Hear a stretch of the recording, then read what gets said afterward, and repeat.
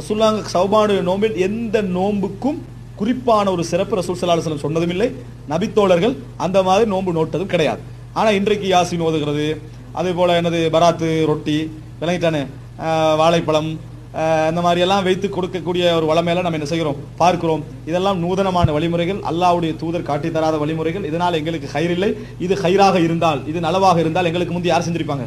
சஹாபாக்கள் இதுக்கு முந்தி இருப்பார்கள். இதற்கு மார்க்க ரீதியாக எந்த ஆதாரமும் கிடையாது. ஷஅபானை கொண்டாடுவதும், ஷஅபானுடைய குறிப்பிட்ட நாளை கொண்டாடுவதும், அந்த குறிப்பிட்ட நாளை ஒரு அதாவது வேறு வேறு நம்பிக்கைகளை அந்த நாளுடைய இடத்துக்கு கொண்டு வருவதும், அதுல கதிரை பத்தியான சிந்தனைகளை அதுல கொண்டு வரும், இவைகள் எல்லாமே மார்க்கத்துக்கு முரணான, இஸ்லாம் காட்டாத வழிமுறைகள் என்பதை என்ன செய்யணும், புரிந்து கொள்ள வேண்டும். ஷஅபானில் நோன்பு பிடிப்பது சிறந்தது.